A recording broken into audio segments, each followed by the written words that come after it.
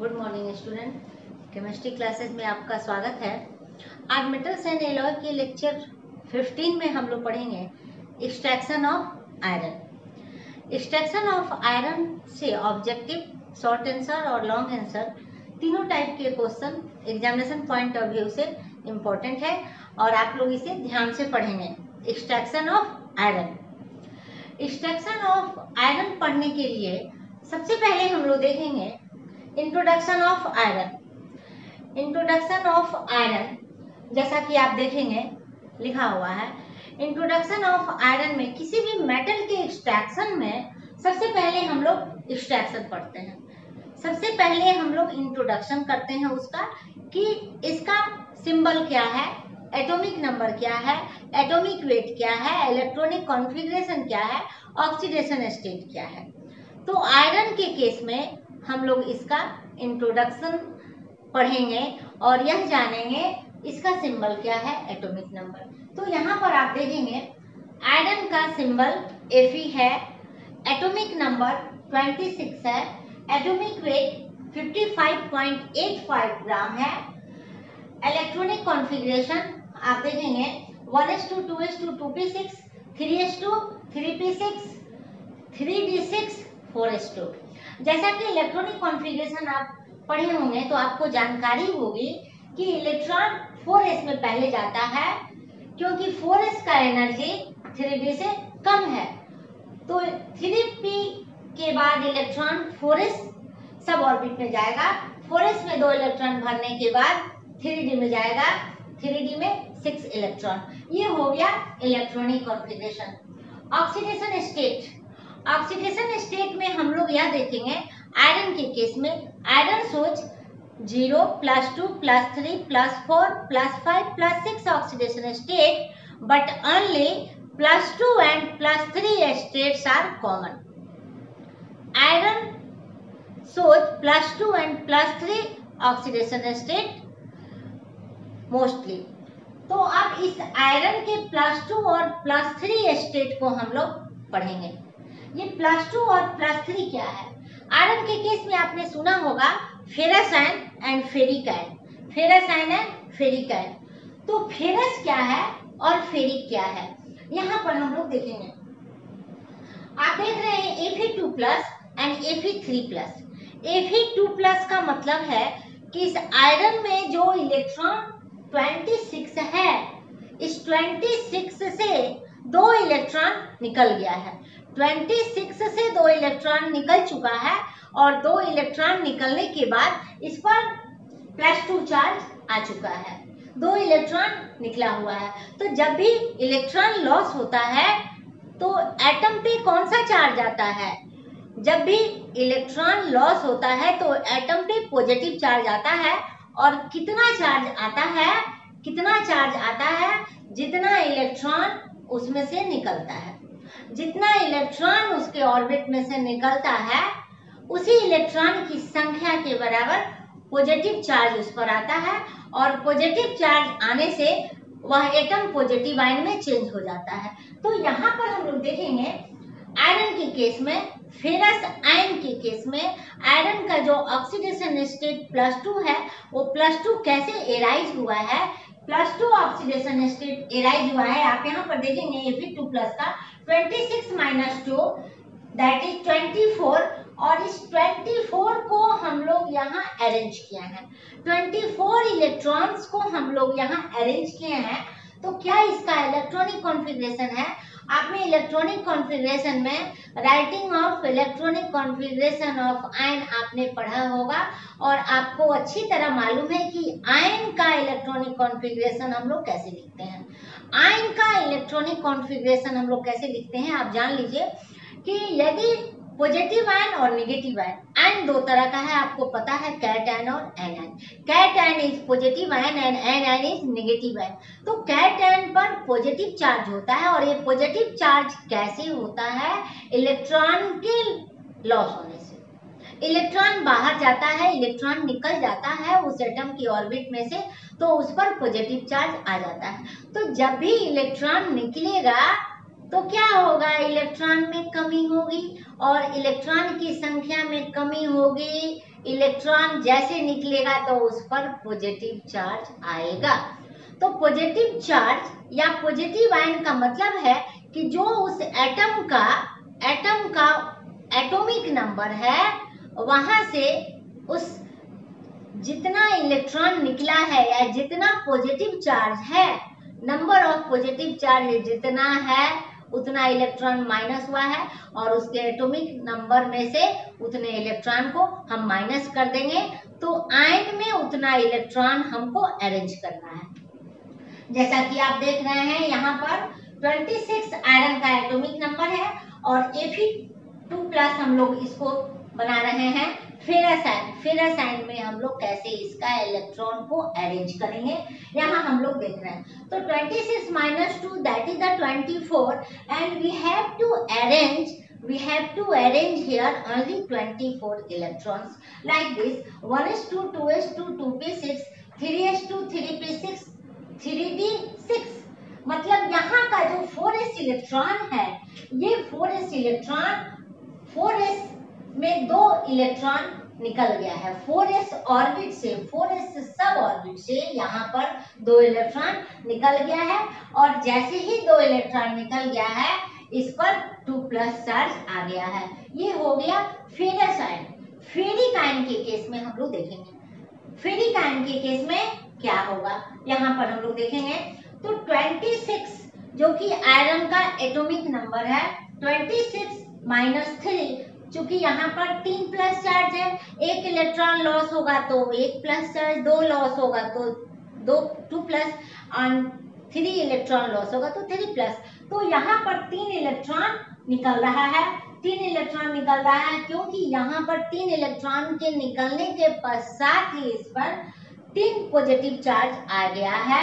और यहाँ पर हम लोग देखेंगे कि 3 इलेक्ट्रॉन के निकलने के साथ ही 26 इलेक्ट्रॉन जो कि एटम में पहले था आयन बनने के पहले, अब 26 से 3 इलेक्ट्रॉन निकल चुका है। तो 26 से 3 इलेक्ट्रॉन निकल गया तो कितना इलेक्ट्रॉन बच गया, 23। So now we have to arrange only 23 electrons like this 1s2 2s2 2p6 3s2 3p6 3d5। इसके पहले के केस में आप देख रहे हैं कि जब 2 इलेक्ट्रॉन को निकालना था तो 4s सब ऑर्बिट से 2 इलेक्ट्रॉन निकल गया, लेकिन जब हमें 3 इलेक्ट्रॉन को निकालना है तो 4s के बाद वाला, 4s के जस्ट पहले वाला, 4s के पहले वाला जो सब ऑर्बिट है that is the 3d। 3d में से 1 इलेक्ट्रॉन निकल जाएगा, 1 इलेक्ट्रॉन लूज होगा। तो 3d6 में से 1 इलेक्ट्रॉन निकलेगा तो कितना बचेगा, 3d5। तो यहाँ पर हम लोग देख रहे हैं कि लास्ट इलेक्ट्रॉनिक कॉन्फ़िगरेशन है वो क्या है, 3d5 इलेक्ट्रॉनिक कॉन्फ़िगरेशन। अब यहाँ पर एक क्वेश्चन एराइज होता है जो कि एग्जाम में कई बार पूछा जाता है, डिप्लोमा के एग्जाम में, फेरस आयन और ferric ion, ferrous ion and ferric ion. Question है कि why ferric ion is more stable then ferrous ion. ध्यान से सुनेंगे student, why ferric ion is more stable then ferrous ion. Ferric ion ferrous ion से ज्यादा stable क्यों है, तो इसका आंसर हम लोग यहाँ पर देखेंगे। फेरिक आयन फेरस आयन से ज्यादा स्टेबल क्यों है। अब इस क्वेश्चन के आंसर के लिए आपको क्या करना होगा कि ferrous ion and ferric ion दोनों के में इलेक्ट्रॉन की संख्या को दिखाते हुए आपको इलेक्ट्रॉनिक कॉन्फ़िगरेशन लिखना होगा। और जैसे ही आप इलेक्ट्रॉनिक कॉन्फ़िगरेशन आप लिखोगे तो आप इसी तरह आपका भी आएगा इलेक्ट्रॉनिक कॉन्फ़िगरेशन। तो फेरस आयन में लास्ट वाला जो इलेक्ट्रॉनिक कॉन्फ़िगरेशन होगा that will be 3d6, but in the case of ferric ion it will be 3d5 and 3d6। अब यहाँ पर हम लोग देखेंगे इस 3d5 में और 3d6 में which is more stable, 3d5 and 3d6 में कौन ज्यादा स्टेबल है, 3d5 और 3d6 में कौन ज्यादा स्टेबल है। तो आप देखे होंगे कि जैसे ही हम लोग यहाँ हम लोग डी का हम लोग देखेंगे कि 1 2 3 4 5 यहाँ पर आप देखेंगे आप 3D ये क्या हुआ, आप बोलेंगे डी ऑर्बिटल का ये हाफ फील्ड है, दैट मीन्स ये 3D5। और दूसरा हम लोग देखेंगे ये 3D10 1 2 3 4 5 3D10 तो इसमें हम लोग इलेक्ट्रॉन का फिलिंग करेंगे ऐसे, और ये 3D10 और ये है 3D5, तो इसको हम लोग कहेंगे हाफ फील्ड और इसको हम लोग कहेंगे फुल फील्ड।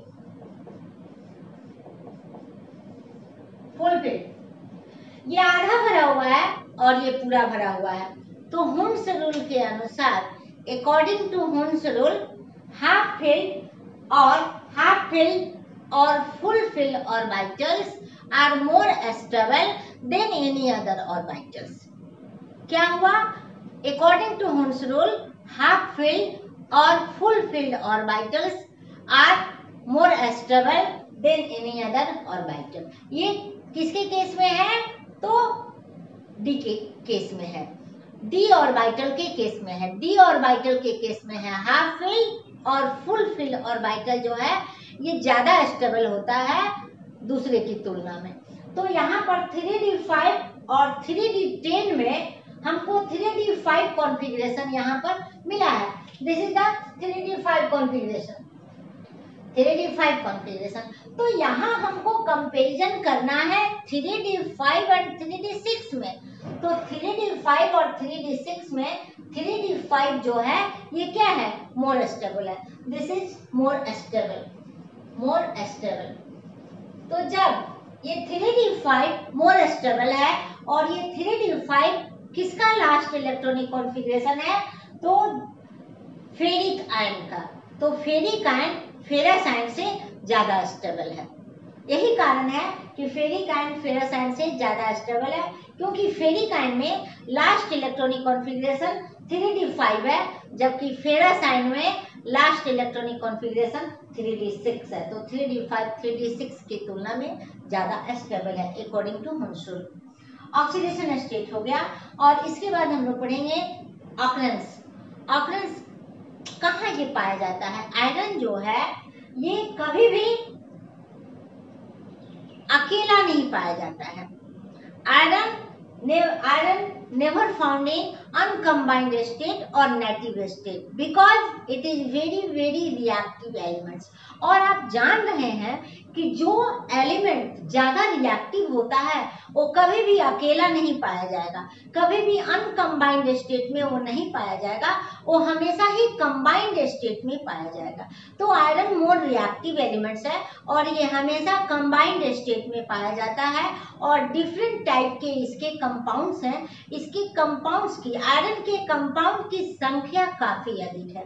अब एबंडेंस के ख्याल से इसका क्या पोजीशन है, तो आप यह जान लें कि 4th पोजीशन है आयरन का। आयरन का 4th पोजीशन है एबंडेंस के ख्याल से।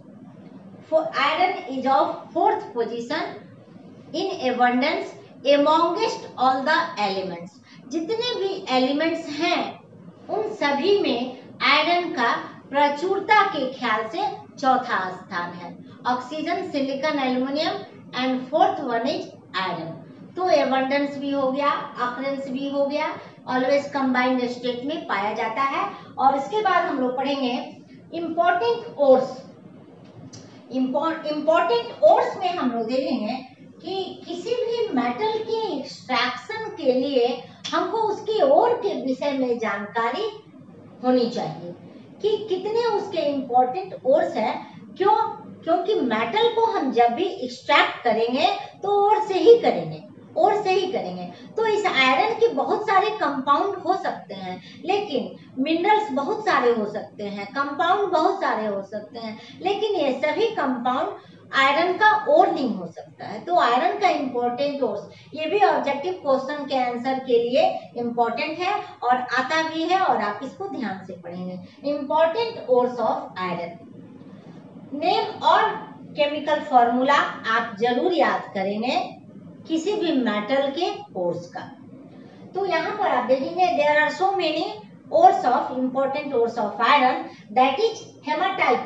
First hematite Fe2O3, second one is magnetite Fe3O4, third one is siderite that is FeCO3, fourth one is limonite Fe2O3 3H2O, and next one is iron pyrites, that is the FeS2. Iron pyrites, that is the FeS2. These all are important ores of iron. These all are important ores of iron, but iron is mainly, chiefly extracted from hematite. इस haematite ओर से हम लोग iron को extract करेंगे।